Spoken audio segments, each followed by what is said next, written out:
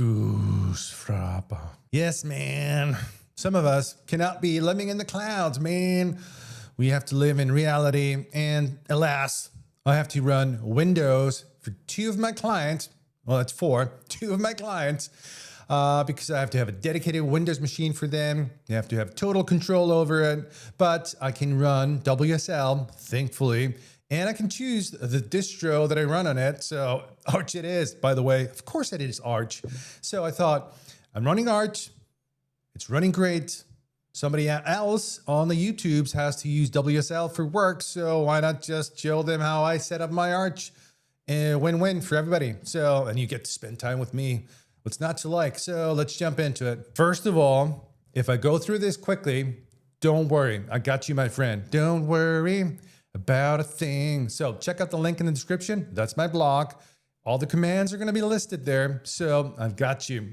First of all, if you haven't installed WSL before, it's super easy. So just fire up PowerShell as an administrator, not Power Automate. Don't even know what that is. Run that as an admin. And it's the WSL -- Icelandic keyboard install. And that's going to install it. But I have already installed it. So I'm not going to do that for you. Oh, nothing. I'm already missing Linux. Like all the keyboard shortcuts that I'm used to are not working right away, of course, because I'm in Windows. Now let's do WSL list online.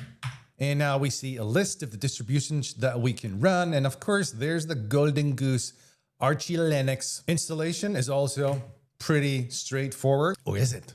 Or is it? Who knows? Let's do WSL install Arch Linux and see what happens. Downloading Arch. This is going to be quick, but I'm going to skip this. So we're going to do a commercial break, be back in 5, and a word from our sponsor. That actually didn't take long. I think it was like a minute. So now we're running Arch in Windows subsystem for Linux. You might notice that sometimes in WSL, I don't know if you have this problem, but this happens often with me, is if you print the working directory, you can see you're in some kind of a mount to Windows. So if that ever happens to you, just know that you can do CD and then you're going to be in your home directory. And it logs in as root by default. So let's start by setting a password for root. We don't want to be logged in as root all the time. So let's just do user add, create a home directory, add me to the group wheel, and create the user Ace, give Ace a password. Voila, now that is done. And now I'm going to install a bunch of packages, and this is a curated list, super opinionated, what I need. So if you like it and you use C Shell, of course, feel free. But if you don't use C Shell, take those packages away. But list on the blog, so check that out if you want to. But let's install these packages. And if you had the keen eye and you saw that I installed Network Manager, because I like Network Manager to manage my network settings, let's enable that right away. Next, let's just check out the locale, see if, we need to fix that. So use your favorite editor, which is of course Neilvim, by the way, and to go to locale gen, and we are gonna find and use USD. Winning, and we're going to use the UTF-8, of course. Uncomment that, save it, super important. Now we're going to rerun locale gen, generating locales. Boom, fixed. Let's just check if it's really fixed, and it's fixed. Everything's super honky-dory. Okay, what's next? Because genuinely, I wanted this video to be short, and time is money. You're busy, and who am I? So edit this file. Delete these 2 lines. It was created by Network Manager. We're gonna need it, but I'm gonna paste it in anyways. Pasty paste. Let's delete this and this. Sure, I can explain it. Okay. Host name Archie. Generate hosts false because we do not want WSL to be overwriting all the time etc host. If you put custom things in there, it's gonna drive you nuts. And you can thank me later. Just click and subscribe and just, it's good. Generate resolve conf false. We do not want anything to be always overriding our DNS configuration. So etc resolve.conf. That's going to drive you nuts because for work, I have to put specific DNS servers in there and a search domain. If you just use Google, it's going to be fine. You don't have to worry about that. But generally, this is a good setting to have. Systemd true again, and default user ace. Because if you noticed in the beginning, default user was root.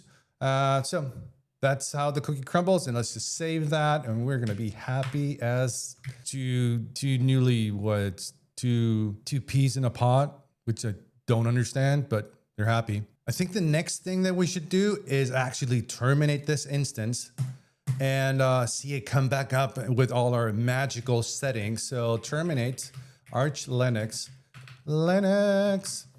And as you can see, it's been turned off right here. Let's just do enter to restart. As you can see, now it comes up as Archie.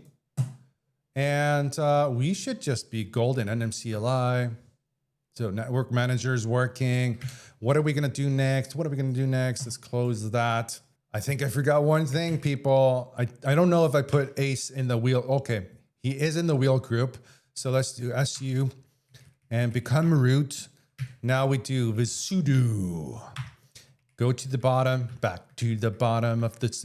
Remove this, uncomment that, save it. Let's do log out, Control D if you didn't know. Let's see if he can sudo. He can sudo. Let's party. Let's get this party started. And now for the last thing. I promise you this is the last thing. I'm going to set up an AUR helper because that's really nice to have. Going to help you in the future. So git clone yay, cd yay, and make a packets. Make a packet. SI, packets bound. And that's how you install yay, yes. It's going to install go. It's going to take forever. Now it's asking, do you want to install yay? Yay. And that is done. And so how do you use yay to get packages from the AUR, you ask? This is how you search for a packet. So I'm going to use VI mode. And now it's going to search and it finds 2 packages. So how do you install it? Like this. And honestly, I can't remember which one I use, but I'm just going to pick the default one. And should be okay. I'm going to check it out later. I just didn't want to bother you with which one I use or not. So anyways, that's the whole thing. And now I'm going to start customizing it, setting up the prompt, the colors, the all the plugins that I use. But now you get at least the bare bones. And you're running Arch on WSL. How amazing is that? So thank you for watching. I appreciate you all. And until the next one, talk to you later.